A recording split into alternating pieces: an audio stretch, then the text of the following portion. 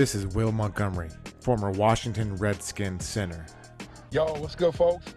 This is Trey Johnson, the headbanger, yo, and you're listening to Mess Hall with Rally Captain and Tailgate Ted. Word. What's going on, Rally? How you doing, man?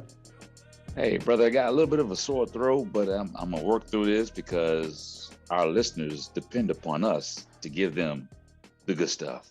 Let's get it. I hear you, man, and I appreciate you jumping on. It was great to see you over the weekend at the draft party. You, a bunch of listeners, and thousands of Washington fans, man. That was just such a damn good time out there. Let me tell you something. If any of our listeners, which I don't believe that our listeners are, but if any of our listeners are naysayers about what's going to take place in 2023, as far as fandomship is concerned, then go ahead and unplug your phone or your listening device or whatever you're listening to right now, because it's evident that FedEx Field, as JP Finley says, it's gonna bump, bro. Yeah, and I'm gonna ask you, you can stop listening, but let it keep playing for analytics, just so you know we can kind of keep the listens up. But man, let me tell you, I was not excited about the draft party because it's at National Harbor. Pain in the ass to get out to, right? How much can they possibly do out at the harbor? There's not a ton of room out there. I got there at 10:30, and there was already a line of fans at the beginning of the pier starting to go up towards one of the restaurants over there. So I just stood in line because everyone else was standing in line. No idea what I was standing in line for. I just stood in line and thinking maybe this is a line for VIP because I had VIP passes because of the Washington Gold plan I'm on, not just because I'm Tailgate Ted. Nice. So next thing you know, I see a bunch of Commanders employees that work there, and I'm chatting with them, jumping out of line. No, turns out VIP line was all the way upstairs, so I had to get out of line to go up there and go grab that. And that's where I saw you and the missus, Omar, the Commandalorians, just so many people, man. And it was surreal. So they were giving out beers, like little beer tickets, nothing crazy. I think you get 2 beers. You couldn't buy any or anything like that. Right. And we were hanging out in a little VIP joint up top, and I saw the video you took. And next thing I know, this was maybe 15 minutes later, the line went from the beginning of the pier all the way up the staircase. And for those that are local, like Bond 45 is a restaurant at the top of the staircase, up to Bond 45 and down around the corner. I mean, it was just unreal how many fans showed up to that thing, considering how much a pain in the ass it is to get out there and how early they got there, man. I was shocked, and burgundy and gold represented that day, and I am damn proud of all of them, man. My hat goes off to the organization, Joey, Guest Services, National Harbor, for allowing us to be able to put it there. I think one of the guys I spoke to, his name was Mike. He actually was telling me that they have a flag day and he wants to hoist my flag up. And I said, Mike, unfortunately, not this flag, brother. I'll get you a flag that you can hoist up and you can, but he's like, come on, Cap, I got to get this one. And I couldn't do it. I just can't part ways with my flag, but I'll give him a workaround, but not that one. And my hat goes off, man, because it just was an awesome event. And like you, at first I was saying, why aren't they having this at the stadium? But it seems as though every other year we switch it up, because one year was at the stadium, one year was at the Anthem, then another time it was someplace COVID else. got in the way. Yeah, COVID got in the way. Yeah. And so, like you, and then I parked in the parking garage, and I just started seeing burgundy and gold walking toward the event.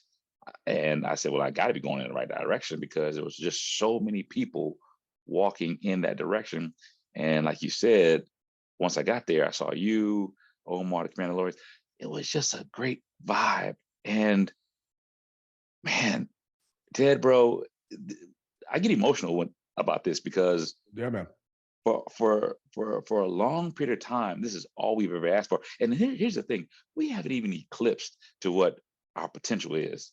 I mean, I know the glory days, but we're far from removed from that. But just to see everyone coming out and representing the way that they did, oh gosh, man. Let this sale finally go through. That's another thing. People, there's still a tad bit of people who are just waiting for the I's to be dotted and the T's to be crossed. Once that happens, it's going to be a full run on. You may not even be able to get tickets. I don't think people are going to be able to get tickets for the home opener if they don't try and sign up now.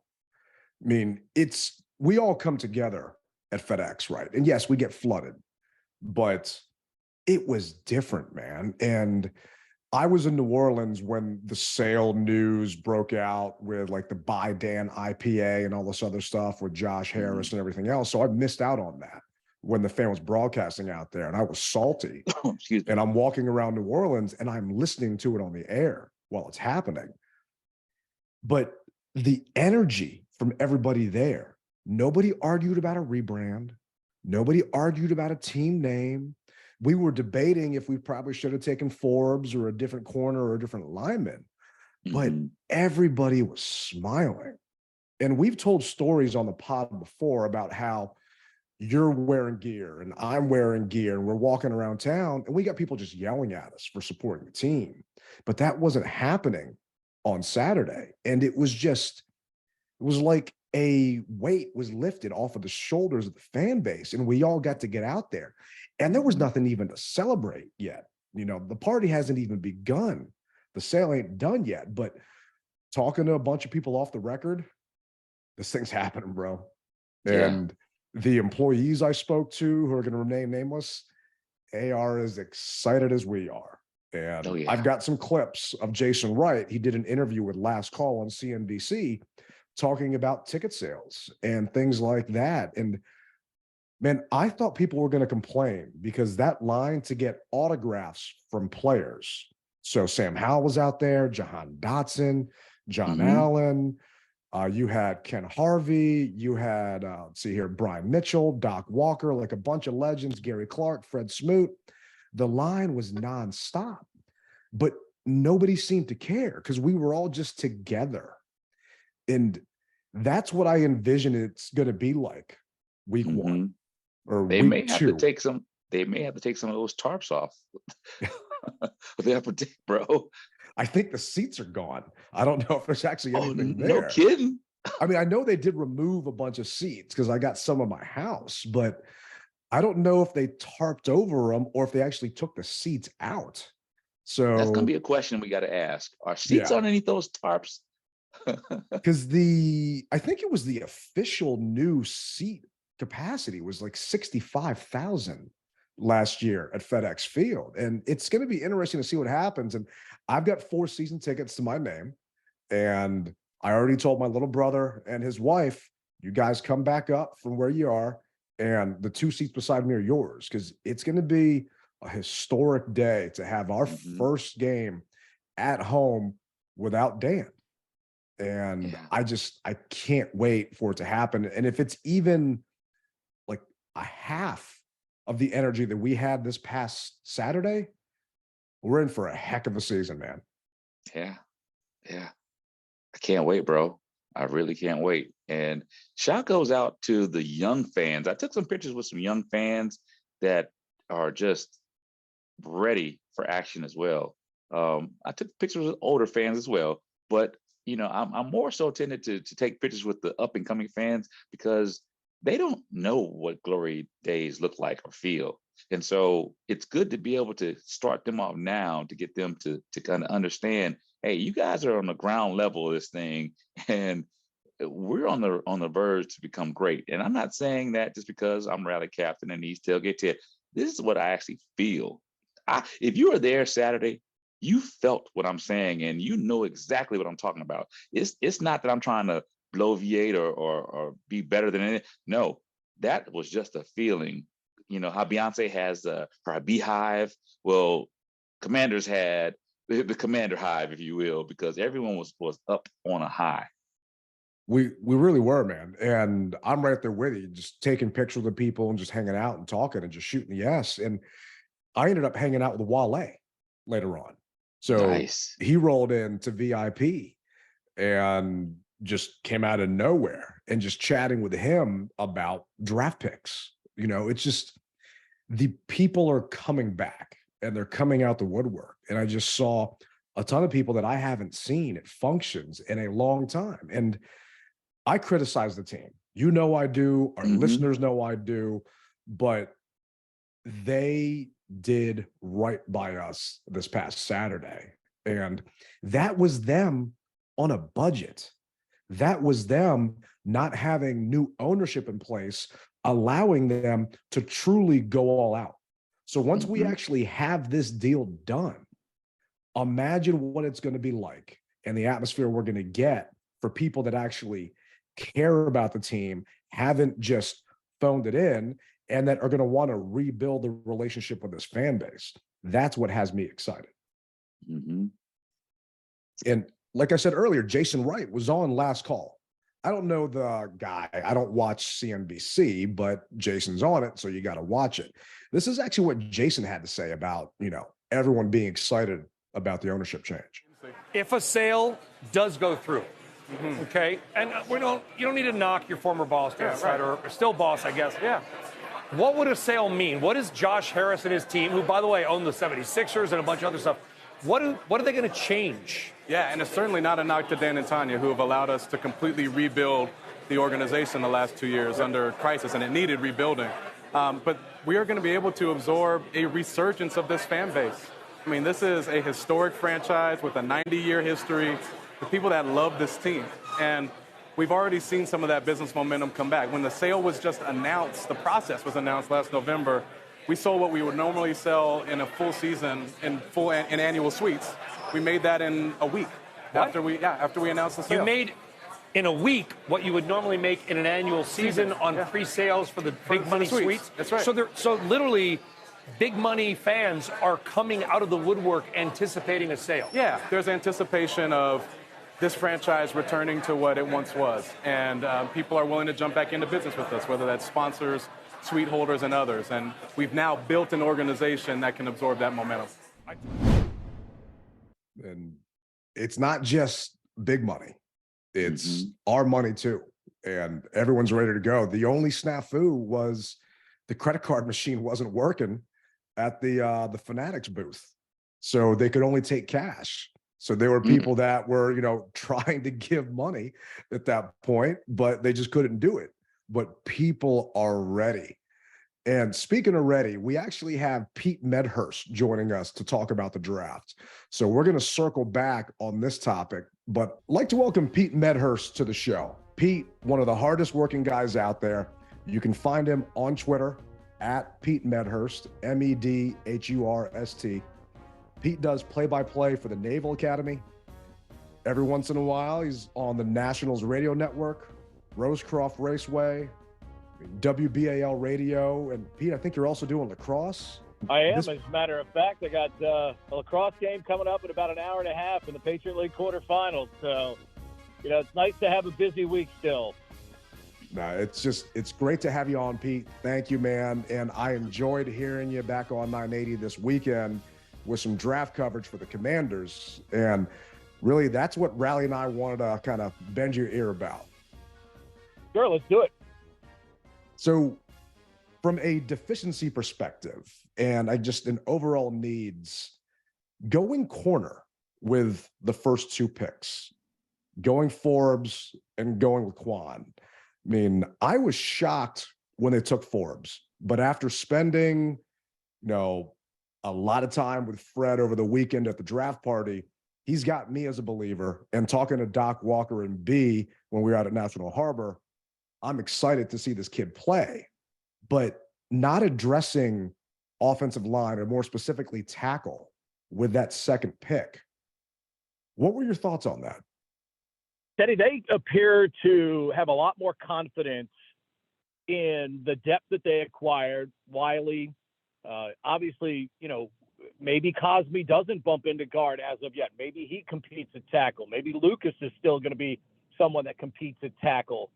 They like their people clearly a lot more than I think some other people do. Now, the analytics were not as mean to the Washington offensive line overall as I think the eye test was at times. I mean, when we watched the Giants, full-fledged pass rush coming at Taylor Heineke, like they knew what the snap count was and what the play was going to be. Same thing with Micah Parsons and that Dallas pass rush, Philadelphia's pass rush. So, maybe they think things are correctable. Guys like Chris Paul, likely slides in to compete at left guard now for Washington. So they clearly like their people that they have in terms of depth, the acquisition of Gates as well. The only question I have with Gates is you're talking about an off-injured player, and those guys tend to, have you on pins and needles as the season goes along. So could they have gone tackle? Was there a quality player there? Yes, but they must like their people better. And I'll say this, Forbes and Martin are good players. There's no doubt about that. They're going to be good players. We'll see at whose expense, by the way, in the lineup. I think Martin is probably a insurance policy in case Cam Curl sets the price too high. So perhaps that's one of the reasons behind their thinking with him with that second pick, just in case the bidding gets too high with Cam Curl. Hey, Pete, want to thank you for being on the show. It's Rally Captain. And, we hear a lot of analytics about this person said we have a B grade. Other person says we have a C minus, C plus. We're all over the place. What's your actual take? What grade do you actually give us? Look, I think with the players, I look at it this way. Whenever I evaluate, I ask, A, can this person play in the NFL? That's the first and foremost thing. Can that person play in the league? And are these guys starters in the league? Now, they still think Daniels can play some tackle. I'm more convinced he's a guard. Stromberg, I think, could be the starting center day one. I think he could beat out Gates. So he's potential starting player. And clearly the first two guys have the potential to be starters in the league. So when I look at that, I love the kid from Louisiana in the last round. I love Chris Rodriguez, such a great college player, very productive guy. So I think they drafted players that will all play in the National Football League. So from that standpoint, remember, you can't really tell what the draft is going to be for at least 2 or 3 years when you see how these guys pan out for your organization. Did they draft NFL-capable football players in every round? Yes, they did. Do you give them an A for that? Did they draft, very productive guys? Chris Rodriguez, look, you want to know why Will Levis got picked in the second round? Because Chris Rodriguez was the offense at Kentucky. I think he's a steal in the 6th round for Washington. You're not going to meet a kid that plays football harder than that guy. So I think from that standpoint, KJ Henry was an absolute theft, I think, in the 5th round. You could have taken him on the second day with no problem. Nobody would have batted an eye. So did they take NFL caliber football players? Gentlemen, they did. So from that standpoint, I think you give them an A minus, B plus, at least going into it, because I think 4 or 5 of those guys have ability to eventually be starters in the National Football League. A minus, B plus. That's Wow. It's pretty high, Pete. That's pretty high. And well, I mean, Ted, it's definitely not a C. If you say that those guys, if you think that draft is C level, then you don't know how to evaluate individual players. The question ultimately becomes, we don't really know. Jim Nagy at the Senior Bowl has a great tweet every year. Every draft should be an I because we don't know. It's incomplete because we don't know how those guys are going to play with their respective teams. I mean, I think Seattle and Indianapolis had filthy good drafts. Can I give them 5 A's, 6 A's? I think they crushed it. Now, 3 years from now, we may look back on this and go, oh, that guy wasn't that good, and that guy didn't pan out, or this guy had a character issue. And then it certainly downgrades, that level of a draft. But did they take guys that I believe can be productive NFL football players? You bet. And I do agree with you. I think it's a little foolish to try and grade draft classes, at least until year 3. But this is what, we're all starving and hungry for football. And this is just what we do. And this is year 4 of Ron Rivera drafting. And I feel that he goes with high floor players that can contribute now, not so much high ceiling. And the Rodriguez pick. Well, and Teddy, to that point, I think the fact that he chose Forbes over Gonzalez is maybe a switch in some of that mindset, because Forbes is a guy that still has ceiling. I think Gonzalez is who he is. Gonzalez could be a good player for New England. There's no doubt about that. But I think he is what he is. I don't believe there's more ceiling to Gonzalez's play. And I think that's one of the reasons why, he dropped this far. People didn't see him as a guy that's going to be, and he might be an all-pro corner. But I think people don't see him that way. And then when the run started on offensive linemen, everybody said, well, wait a minute. And edge rushers, let's go in that direction. And that's why Gonzalez and Forbes and those guys got all the way down where they did. I just think Witherspoon at 5 to Seattle, there's no doubt he was the best defensive back in the entire class.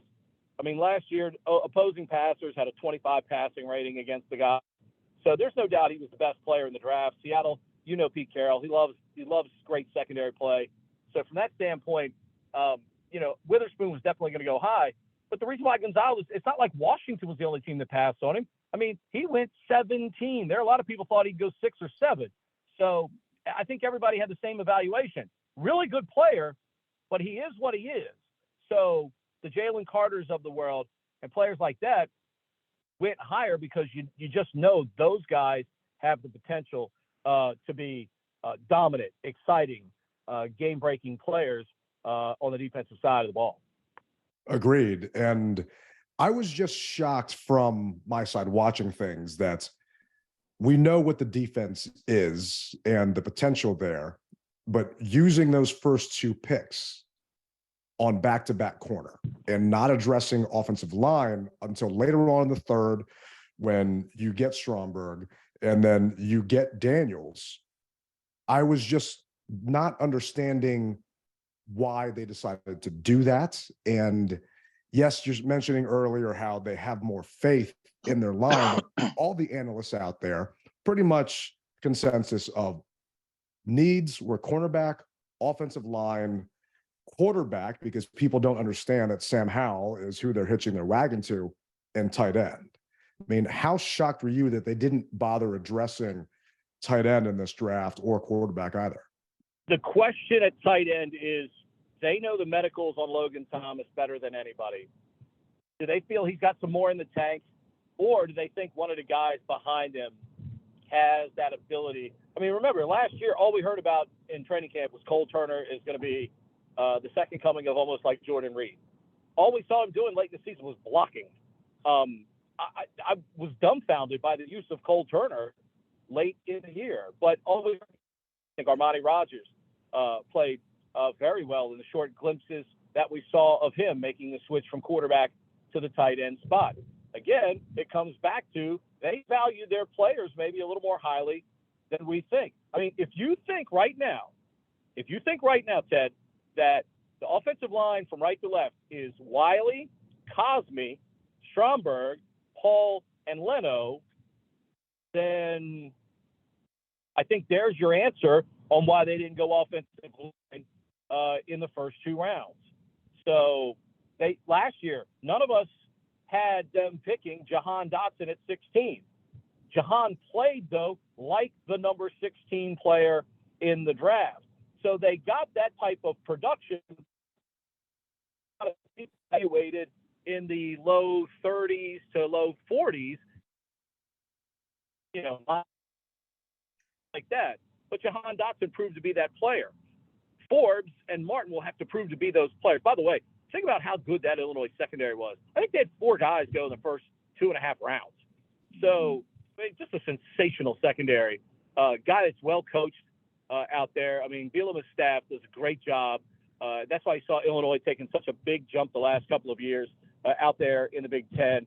So you're getting a guy that's coming in that's got, I think, still a lot more ceiling. Forbes has a lot more ceiling. And I think it's similar along the lines to the pick of Dotson last year.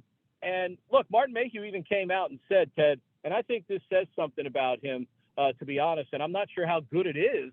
I like Martin a lot, but talking about hesitating to pull the trigger. I mean, look, Rally Captain, you go to like every away game. You pull the trigger no matter what on the tickets to go to an away game. There's no indecisiveness on your part. Howie Roseman right now has no indecisiveness whatsoever in making moves for Philadelphia.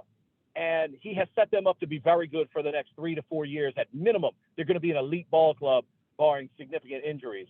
So, from that standpoint, that's the difficulty. If Martin Mayhew is, talking about, having trouble pulling the trigger, you're going to be, what you are. You're going to be mediocre in a division where everybody is good.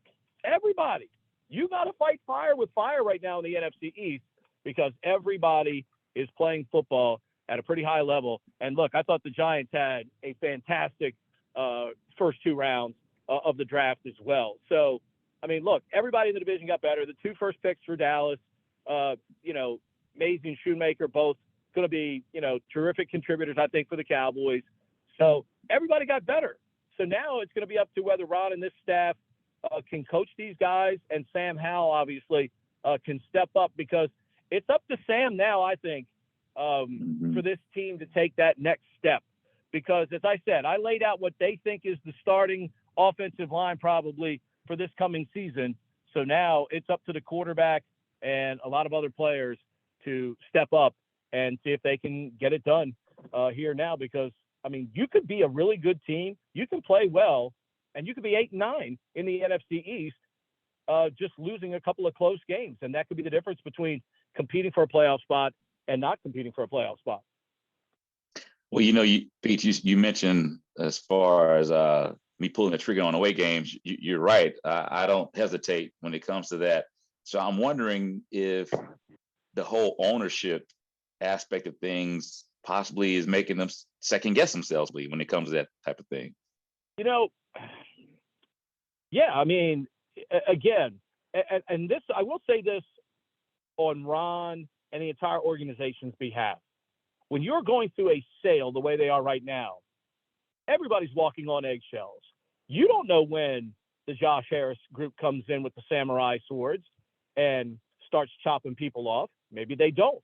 Maybe if you have a solid season, they say, hey, continuity maybe helps this team. Maybe we keep these people in place. They're building something going in a positive direction. But, is 9-8 or 8-9 going to make a new ownership group go, hey, we got the right people doing this, and we're going to be great going forward. We're going to give them more money. We're going to give them more resources to this group, to these decision makers. And that's why I think this season has to be good. And if you're afraid to pull the trigger, like Martin Mayhew was talking about, that again, do you believe the rumor they had something going with the Raiders for 7 if Anthony Richardson was around, as we saw today? I don't know. I don't necessarily know if I believe that. I mean, anybody can come out and make anything up about, they conversations with this team going or that team going. But if something is presented to you to go get a good football player, then, sometimes you got to be willing to take that chance. And if you're going to be a great executive, the great executives know when that moment is. Maybe we'll look back on it and Martin Mayhew will go, whew, man, glad we didn't make that deal because, that player that we were interested in didn't turn out to be a good player. But how much time will he have and will they have to decide, that type of fate, depending on when these new owners take over? Yeah, there's the writings on the wall that new ownership is coming. And I feel that these guys they share a little bit too much. And Mayhew saying he wishes he was more aggressive and had a chance is this, Mike Jones coming out and talking on Kevin Sheehan's show about potentially trading up. Is that them trying to say, hey, we thought about it. Hey, we were potentially going to do it. But I really think it's all going to depend on, can they make the playoffs this year? And in my mind, they did not improve in the draft compared to our counterparts in the NFC East. And it's foolish for not ESPN. It's foolish for NFL.com to do power rankings at this time of year, but they did a post-draft power ranking. And believe it or not, the Commanders fell one spot from 29th to 30th based upon who we took. And, it's all ridiculous at this point. And, I just really want to thank you, Pete, for coming on and humoring us and talking to us about the draft. Well, and you know what, Ted, here's the thing. You can, yes, if you're evaluating going, wow, man, if I tell you the name Jackson Smith and Jigba or Anthony Richardson or Jalen Carter, yeah, you get jacked up about that because those are high profile, elite guys, elite programs. And we get all fired up about it, quarterback, all that other stuff. But how do you win? You win by building your roster.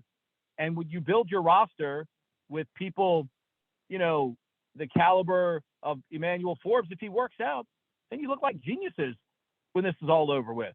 If Martin ends up being, a great member of the secondary, he's likely slot guy to start out with.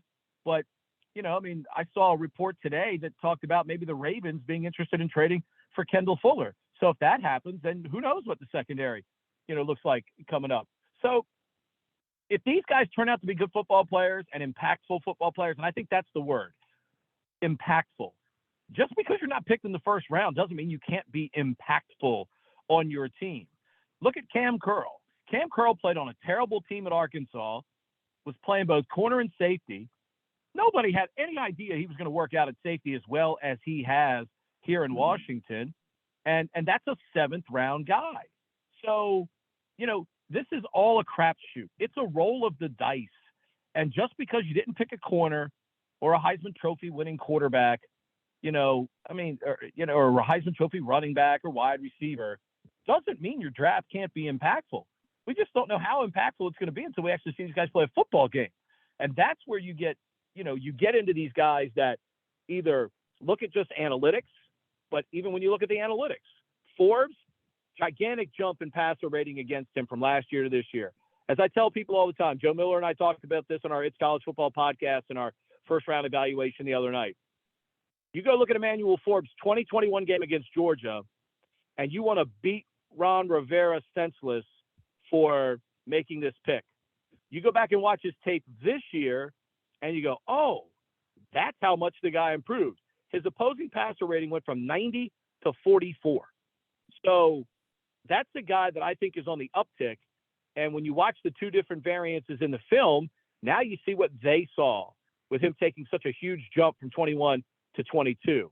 And I don't think he was coached great. So I think he's got more growing to do being coached at the pro level.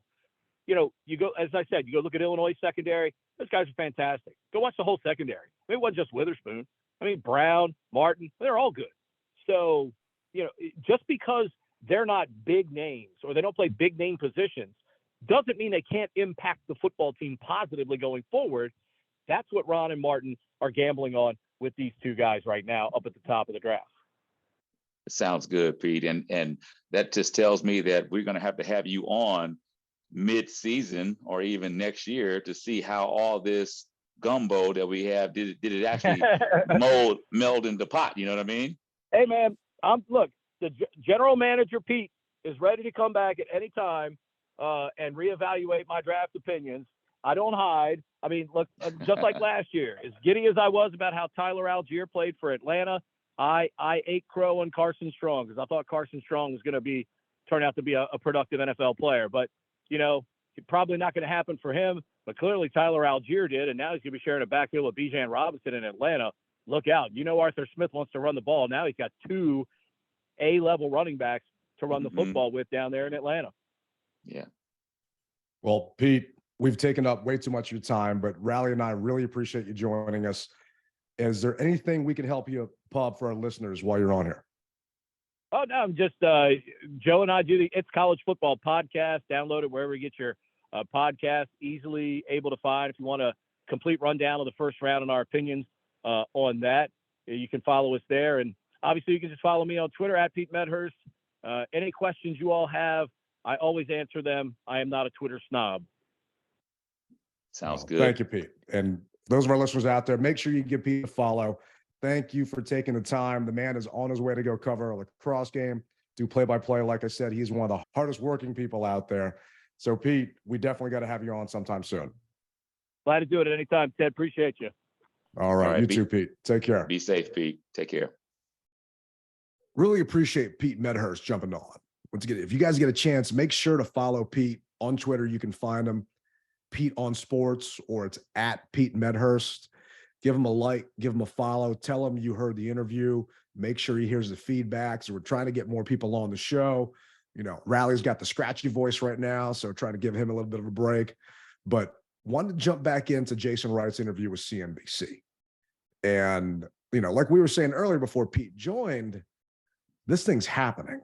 Well, the guy from CNBC obviously isn't as dialed into the sale like you are and all of our listeners are, but this is actually what Jason had to say about it. Joining us now is the Washington Commanders president, Jason Wright.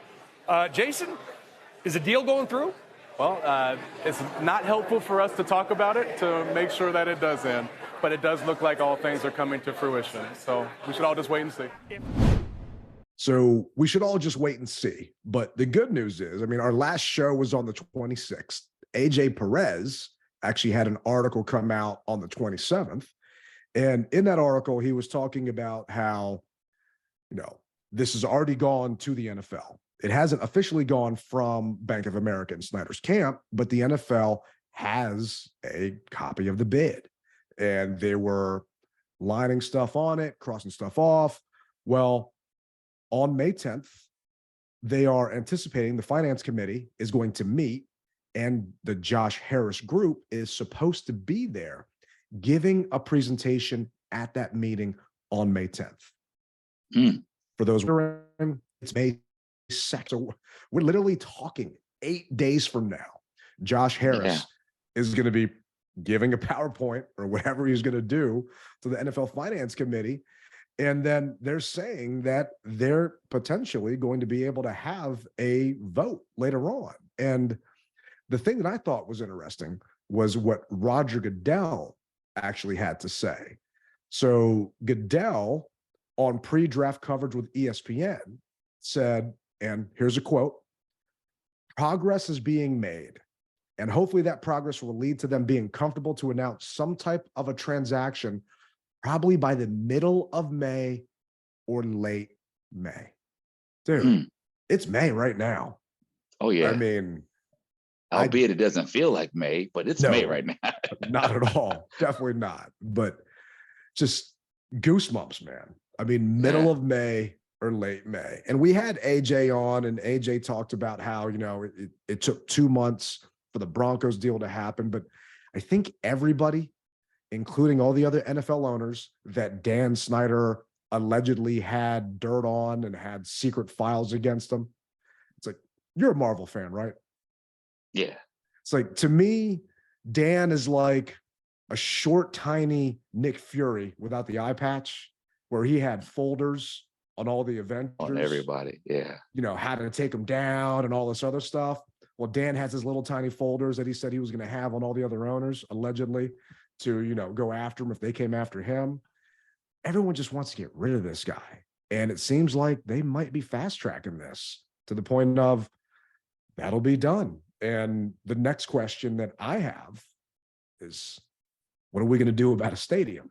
Because you just mentioned it. You know, we used to have the draft parties at the stadium. Well, we were at the freaking National Harbor instead.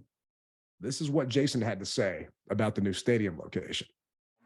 I took off out of Dulles. Yeah. And I looked down.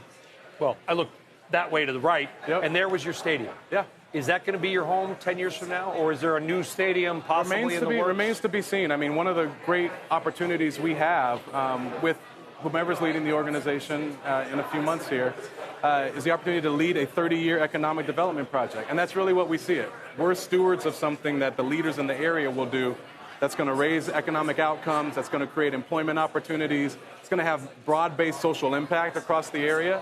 And so we have a unique opportunity to do that. It could be D.C., it could be Maryland, it could be Virginia. All have great leaders and great vision, and we'll be privileged to just be stewards of that vision with them. So, didn't really get much out of them. Well, the question that I have in it, and it's strictly on a geography aspect of things. He said he took off from Dulles and looked down. He's talking about the bubble, correct? I'm guessing he was talking about the Ashburn bubble out there. To have been. Yeah, because by the time you're leaving a plane from Dulles, you're up how many thousand feet to be able to see FedEx Field. So, Yeah. and Or even I don't think there's RFK. yeah, I mean, it's so you wouldn't even know what you were looking at. So, okay, it's got to be Dulles. Ashburn. So Ashburn. we can move on. But when it comes down to geography and stuff like that, I just say, wait a minute, that's not right. Yeah, no, I don't think it was right. But the good news is, you know, all options are back on the table with new ownership. And, you know, you and I have talked, we've talked to a lot of our listeners. Do we think it's going to happen at RFK? Where's it going to be? Everyone has their preference, but no one knows. And we'll just have to wait and see. It's like, we're going to get a new stadium. They can't stay at FedEx Field forever. The thing is literally falling apart. So where's it going to go? What's going to happen? But something that I also feel is, you know, somewhat inevitable is the status of Ron Rivera. And I was kind of shocked when the CNBC guy, and I was trying to find out what his name was. So if someone knows, shoot me a tweet, let me know. But when the CNBC guy actually asked this question, I think I was surprised, and I think Jason was surprised. Wait till you hear it. Thank you. Is Ron Rivera on a short leash for the upcoming season? Come on, and man. How much? Come on, keep going. What? I didn't even get to finish keep going. Especially when compared to the quick turnarounds exhibited by NFC East rivals with coaches that arrived at the same or later time. Ed, you're being a little bit pushy there, but I get it. I got a lot of faith in Ron. Ron, for the first time, is going to be able to lead a football team without some of the external noise that we've experienced over time. And he would never make that as an excuse. He would never allow that to get into the guys' heads. But I'm curious to see how they perform without some of that in the background. And we've built a roster that's pretty strong. I think you could argue that the only place that we've underperformed over the last few years is at the quarterback position, and they have a lot of belief. You confident in Sam Howell? And they have a lot of belief in Sam Howell. Listen, Howell, I hate him. He decimated my Hokies while he was at UNC. Right. And I mean, he ate us alive. And if the small sample size we got last year is any indicator of what he was able to do against a Cowboys team that had things to play for at the end of the year, he's going to be fantastic for us. And we've built a roster around him that gives him weapons and a hell of a defense, especially after this last draft, a defense that is world-class on the front line, now world-class in the defensive backfield. I think it's going to be an interesting year. I think it's going to be an interesting year, too, because I don't know if I agree with Jason's take, but what can you expect him to say to this guy? Oh, yeah. Is it just me, or do you think he was caught off guard by Homeboy's question? Well, I think that he was caught off guard, but at the same time, you see what he said. No. Go ahead, give it to me. So because right now he didn't want to have to answer questions like that, but he kept it politically correct enough to where it threw the scent off of the question and moved on to something else. He can't say, excuse me, he can't say, oh, I know Ron isn't going to be here next year. He just can't do that. So he's got to play it right down the middle. One thing that I like about Jason is I feel as though he's going to shoot you straight as much as he possibly can within the confines of what he can answer. Yeah. And I feel as though, like he said, Sam Howell, we right now, based upon the short piece that we saw, he did okay. So if he did okay, we're going to roll with him. And if not, we've got some guys in the wings who are ready to step up to the plate.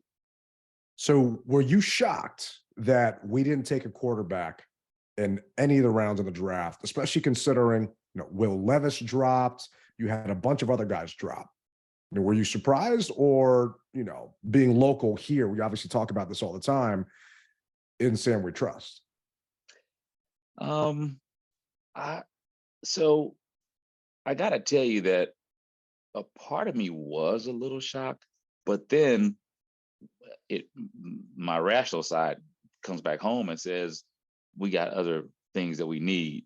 And so I was happy that we were able to fill holes, because I think that Sam is going to turn out to be a Purdy, providing he has the tools in front of him, meaning offensive line, to be able to give him those split seconds to make his mind up. And the thing that I like about Sam, is he's fast. He knows how to read blocks. He knows how to set blocks up. We saw it if you followed him in his college career, and you saw a huge sample size of it against the Dallas Cowboys last year. So he's got what it takes, but does the team have what it takes to get him through it? And so getting back to your original question, I was, but I wasn't, because I knew we needed more pieces.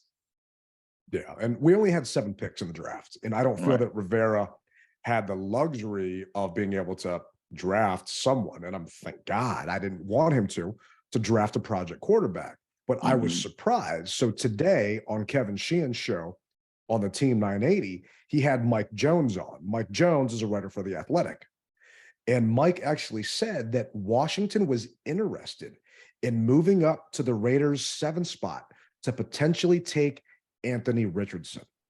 But Richardson went 4 to Indy, so that fell apart. I am just lighting a candle and praying and thanking whoever's out there that did not happen, because I feel that would have been just catastrophic to mortgage and give up a bunch of picks to get Richardson when we still don't even know what we have with Howe. And let's really find out what the young man can do and give him a shot. And if it doesn't work with Sam, then we just get a brand new coaching staff to come in here. And he was just a 5th round pick that, can maybe prove himself to be a backup for the new guy, but let the new guy pick and choose who he wants as his QB1. And we have seen it throughout the years. When new owners come in, they pick who they want. Coaches, the whole 9 yards. So it's time to just stand by, hold your horses, and let's let this thing play out. No one's giving us a chance. I was reading somewhere where we're in the bottom of the barrel as far as the NFC East is concerned, as far as picks. So no one's giving us a chance. And I think it's time for us to show up and really show what we can truly do. Yeah. In regards to picks, this was actually a clip of Rivera and Martin Mayhew post-draft. So we like to call ourselves Cliff Notes for Commanders fans. I've got a couple of clips coming up here of their post-draft press conferences. And here's Marty and Ron talking about their overall just idea of how they were tackling the draft. Just overall, kind of what was the priority going into this draft class, and how do you just generally feel about the group of guys that you got?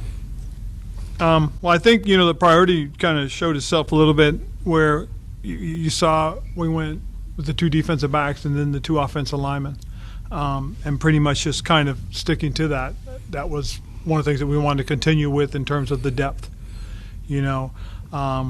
At cornerback, I think we filled a need that we were looking for a playmaker, and I think Emmanuel does that for us. With Jartavius, with Kwan, we got a guy that has the ability to come in and play Buffalo nickel as well as free safety, and again adds some more depth too. On the offensive line, getting Ricky Stromberg, and then following that up today with Brandon, that was good for us. Again, we continue to add some more depth and guys that have played a lot of football, and hopefully that'll transition into them, being the kind of pros that we hope for. And then we finished off with, some guys that we felt that would add some more depth to some of the positions we're looking at. Do you feel like you filled the biggest needs you had going into this offseason through free agency and now through this draft? I think we filled a lot of needs in free agency, and today I think we keep looking. We keep trying to get better. The draft is not a finish line. We're not done. It's April. It's a lot of time before the season starts, and we're going to keep trying to make our roster better.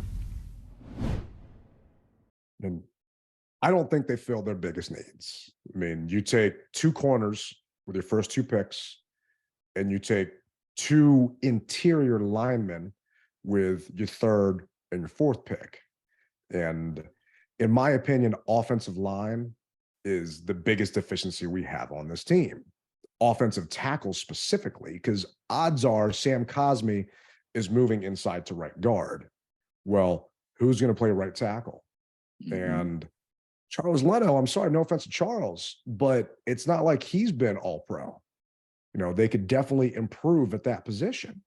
So I'm frustrated and upset with the draft because I don't feel that they addressed some other needs, and they didn't bring any free agent tackles in. They brought in Nick Gates. They brought in another guard. So I still think we've got holes there, and we're hoping, and again, hope's not a strategy, that the guys that we still have are going to give Sam that time that you just so eloquently talked about a minute ago. And I don't know, man. I'm not sure if that's how it's going to go. Well, one thing Martin did say is that it's not the finish line. This is just April / we're into May now, but we can see the finish line. How about that? Yeah, we can. And there's going to be some players cut. There's going to be some players cut post June 1 so they can save salary cap. And a lot of talk is Chase Roullier going to get cut? If they cut Chase Roullier now, pre June 1, I believe he's an $8 million cap hit. If they cut him after June 1, he's a $4 million cap hit.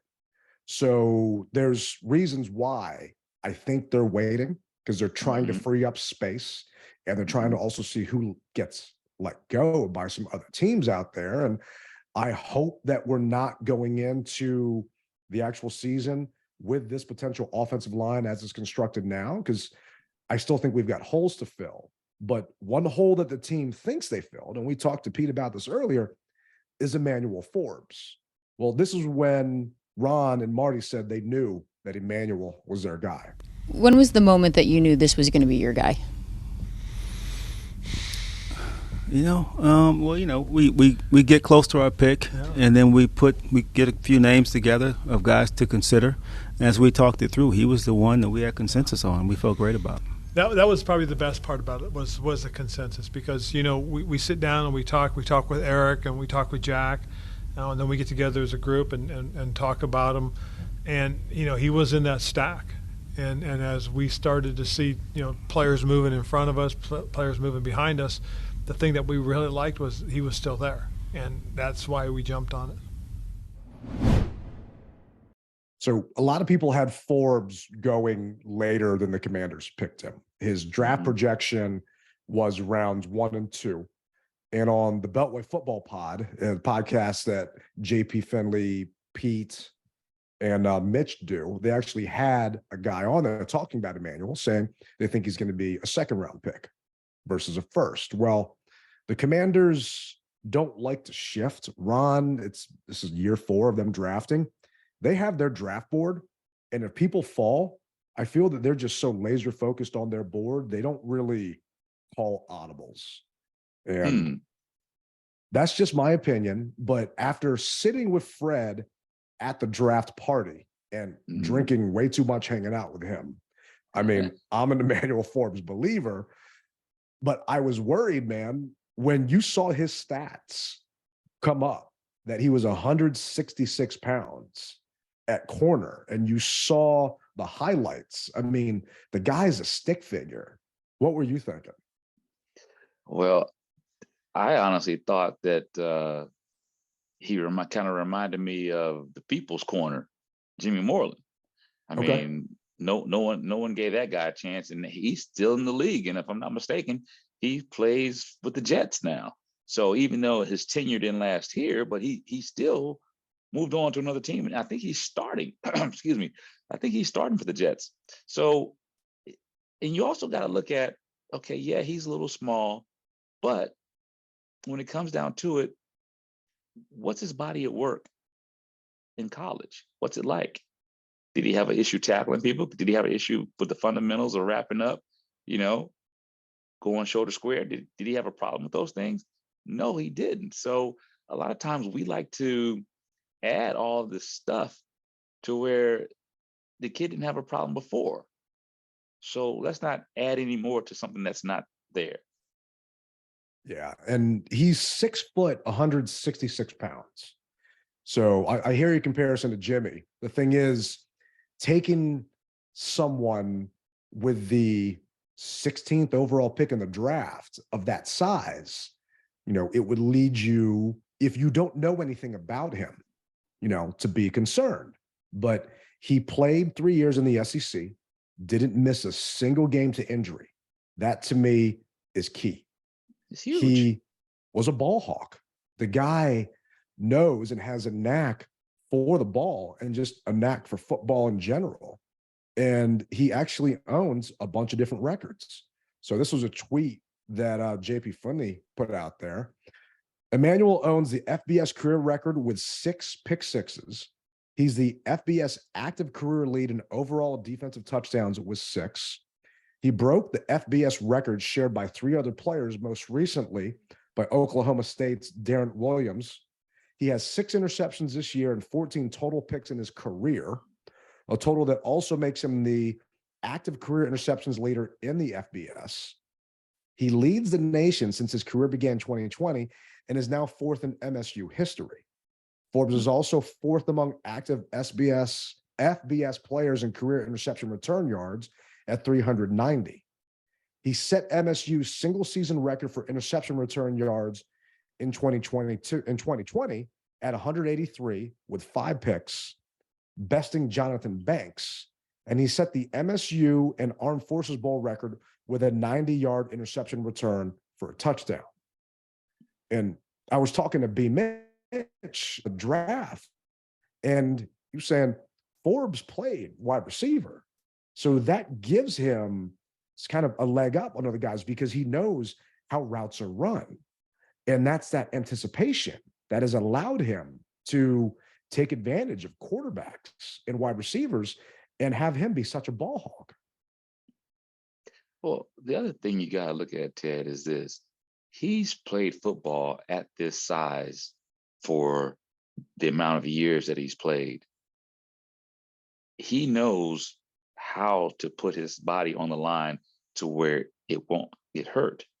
I mean, this isn't, now granted, the NFL is different than college, but the SEC is close to the pros you can get. And he was making tackles then. So he knows how to tackle. He knows what his body is capable of. And I think that the same way that he tackled in the SEC in college, he will transform that into the big leagues. And he will do the exact same thing. And the thing is, he doesn't have to try to kill you. He just got to get you down. Yeah. And his job is to stop you from getting the ball, not tackle you when you get the ball. So there's a lot to it. But this is actually a clip of Ron and Marty talking about Forbes' size and if they had any questions regarding it. Emmanuel's only 166 pounds. Was there any concern there with his size? Do you want him to come in bigger? Well, I mean, if he puts on good weight, absolutely. That I think will happen as he continues to mature. I think he's a young man who, we got to understand he's still growing. And again, he played in the SEC and did what he did. Is there a concern? No. I don't have a concern just from watching his tape and watching who he played against. When you watch his tape, you don't know that he's that light. He doesn't look like that on tape. He doesn't play like that. He's been durable. Hadn't missed a game because of an injury in 3 years. 3-year starter, so he's been durable in the SEC and he's played a lot of football. So that's something that we don't really concern ourselves with. And like I said earlier, if Doc Walker's not concerned, talking to B. Mitch, he's not concerned. Fred's biased, so I'm taking his opinion out of it. But talking to these Hall of Famers, these legends, these guys that played the game, these guys that won Super Bowls for us, if they are not concerned, and if anyone knows B and Doc, they tell the truth. They don't sugarcoat anything. They keep it real. They have no concerns about Emmanuel Forbes. I don't think you, me, or any of our listeners should either. I think this young man is going to be a star here. And let's just grab some popcorn and sit back and enjoy. Yeah, man. The only concern I got is, God dang, it's taking too long to see him on the field. It is going to take some time. And I think he's going to rock number 13. And the last, I think, Washington player that did that was Anthony Armstrong. So I'm hoping he lasts here a little bit longer than Anthony. But one concern I do have was, the fact that Martin Mayhew said this during the draft. Martin, you were pretty open pre-draft about your appreciation for trading down. Did any calls come your way when you were there at 16? No, we didn't get any calls this year. We got a ton last year, but we didn't get them this year. We discussed that and looked at it. There were a number of guys that we liked. We felt there was a certain distance we can go back and still get one of those guys, but the call didn't come, and we made the call to get Emmanuel. So I get the call not coming and you actually not getting a chance to trade back, because a lot of fans were frustrated, but thank goodness Martin came out and said, no one called us. No one wanted to trade. So we just took our guy. Well, this is Mayhew talking about being aggressive or not so much. Martin, why do you wish that you were a little more aggressive at times with trades, and what situations stand out to you? Yeah, we talked to teams throughout the process. We did a lot of talking about trades over the last couple of days. There were several that we almost made today, and we didn't. They didn't come together for various reasons. And sometimes you call, the team has a guy already lined up, or they've got a trade already lined up. So you just start calling, trying to make it happen. Sometimes it happens, sometimes it doesn't. So it's a very fluid process, and we just missed out on a couple. I'm really happy with the guys that we ended up getting, though. And a lot of times the trade you didn't make is the one that you're glad you didn't make. We end up getting one of these guys that ends up being a real difference maker for us. We'll be glad that we have them. Do you wish you went up or down or both? A little bit of both. There were some both ways. Like I said, I'm on the phone, as Coach can tell you. Mm-hmm. I'm on the phone. I'm talking. I'm texting. I'm calling people throughout. Sometimes we're trying to go up. Sometimes we're open to moving back or trying to move back. Were you concerned that Mayhew was not as aggressive as he wished he was, and the fact that he came out publicly to say something about it? I think at that point in time, I can appreciate the man's honesty. I think at that point in time, you stay status quo and say, no, I'm happy with what we have. Because now it makes you look kind of, I'm not going to say weak, but it just makes you look like, okay, are you really supposed to be in that position type of thing? So, I wish that maybe he just would have kept it just status quo the way that Belichick does. I'm right there with you, because if I'm one of these 7 players that he drafted, then I'm thinking to myself, were you trying to trade back and not get me? Were you trying to trade up and get somebody else? So it puts doubt out there in front of everybody. And Mayhew typically doesn't say things like this. And I guess they might have caught him late after the draft, after being up for 3 days in a little vulnerable position. But man, Martin, all of this is an interview for the new people. That's a tick in the wrong column for you right there, man. Yeah. Joe, buddy. I hear the drum line. That lets me know that that's bringing another edition of the DMV Mess Hall to a close. We appreciate Pete Medhurst for coming on. Awesome guy. Don't forget to follow him on Twitter. Don't forget to subscribe, like our show as well, the DMV Mess Hall. We can't do it without you guys. And, well, I guess we could, but why would we? We want you guys and we need you guys. So, Ted, thank you, my brother, for another great show. And remember, rep it hard or don't rep it at all. Tailgate Ted, Rally Captain, and we'll be out.